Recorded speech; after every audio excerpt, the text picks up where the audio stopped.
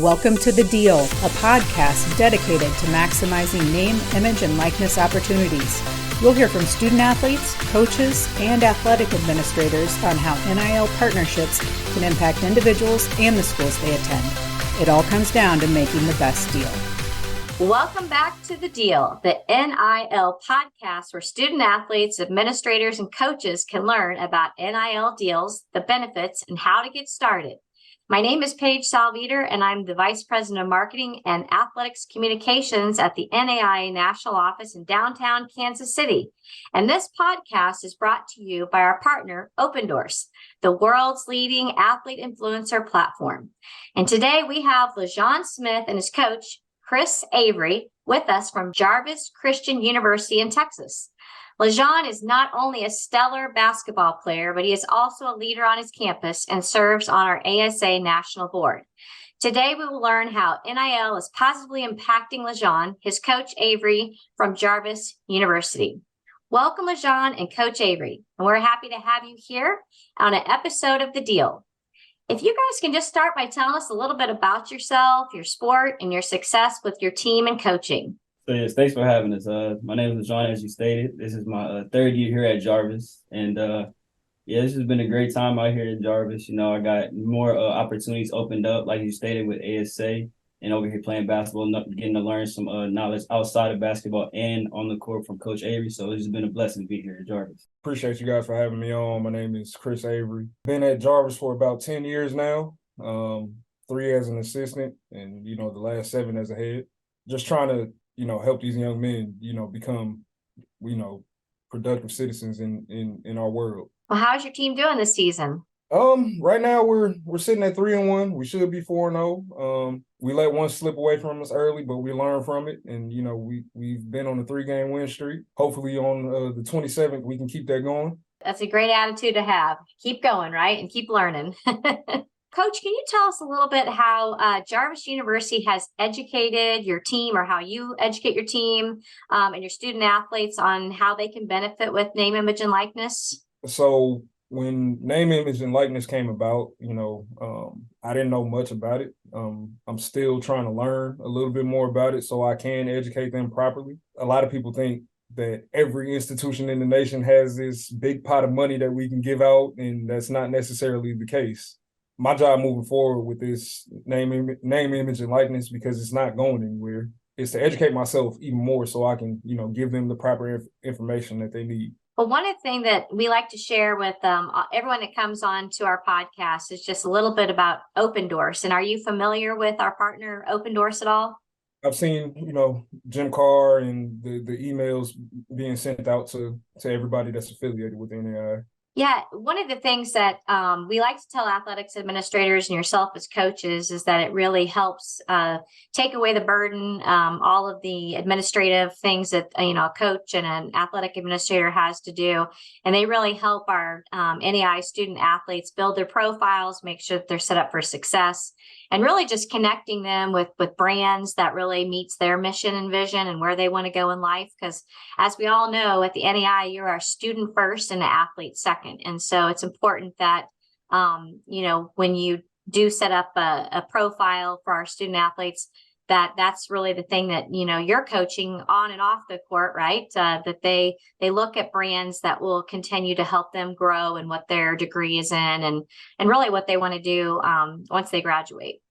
So LeJean, I know just a little bit, you haven't maybe have your profile yet on Opendoors, but tell me a little bit about some of the things that you hear from maybe some of your teammates or some other student athletes about how you may or may not be benefiting and, maybe what's prohibiting you or maybe what's some of your next steps. At convention, they had an Opendoors stand, which gave me more insight on exactly what they do, how student athletes are able to get NIL deals. The NIL thing is ventured down to NAIA, which is good because one of the main things that causes a lot of stress for athletes, and not just athletes too, is student loans. And so with having those NIL deals, that actually can kind of bring down the stress levels for those athletes and more focus on schooling. So that's what I've been working on right now. Great. So now that you're thinking about it, even if your school does not have a partnership with Open Doors, you can actually still go ahead and create a profile. So I would encourage you to do that. And obviously with other, your other student athletes, to tell them that they can go ahead and do that too, to get it started. Coach, one of the things when I think about just in general, athletics, it's not like we have $1 million budgets, right? So as you think about partners and sponsors, have you utilized name, image, and likeness, maybe even to expand some of the footprint for your basketball team? No, we've spoken with some smaller organizations about some things that they can do. A lot of the times it's to help relieve stress of operational budgets, helping us get more gear and things of that nature. But as far as name, image, and likeness for our student athletes, we haven't had those opportunities as of yet. Yeah, so one of the neat things that I've been learning through just talking to different individuals like yourself is that in the community, the student athletes are very well respected, wherever we are across the NAIA family. And one of the things is you think about some of the local businesses, they really do want to see our student athletes represent their brands too. So that's just something to kind of think about, if there's sponsors out there or partners that you think could kind of expand the footprint too for your student athletes, and then also for you on the coaching perspective. I think that would be something that I've just continued to learn and I love to share with others. So if I think about like other student athletes that you benefit, LaJean, can you tell me about your colleague that you talked about that actually is benefiting from his name, image, and likeness? How did he get started? What is the deal? And did he use Open Doors? Just maybe some more details on that. I just found out about this recently as we've been talking about it more and more. But yeah, he does have an NIL deal, Anthony Warden. And as of I know, he has been extremely beneficial with it right now. He's enjoying the NIL deal, and I'm pretty sure he's going to try to venture out through Open Doors that I told him about it to get more NIL deals in the future. Well, that's a great example of just some brand awareness too, right? For your basketball program, for Jarvis Christian University in itself. If he's out there in the community wearing his jersey and wearing his uniform, just really promoting the athletics and his success there, that also just helps kind of share the love about, your school and your program. As we think about, maybe some other opportunities, maybe even your athletics administrator or your AD, how do they educate some of the student athletes on name, image, and likeness? I know with Bobby, he does a good job of getting that information out to the coaching staff when it does come across his, whether it's an email or whether it's, handouts or anything. He does a good job of getting that information out to us so we can educate ourselves on it. I think recently he just sent something out the other day. Well, hopefully you guys have seen our website, our landing page. So it's NAIA.org/NIL. And so it's a landing page that kind of shows how to get started, a lot of resource materials, how to connect with Open Doors. So if you guys want to use that, you definitely can share that with others for sure. Okay. So as I think about like just in general, recruiting basketball players, have you ever thought about using NIL for helping you with some retention and some recruitment, just being a coach? With the recent trends of, how recruiting is going now along the NCAA levels and the NAIA level, I think you kind of have to think about that stuff. You have to think of new and innovative ways to get guys into your institution that can help your program eventually. And then not only that, things that are going to keep them to stay and graduate. I think LaJean has been around for 3 years simply because he likes me. Not everybody like me. Oh, that's great. Well, I'm glad you guys have fun together on and off the court, it sounds like. Yeah.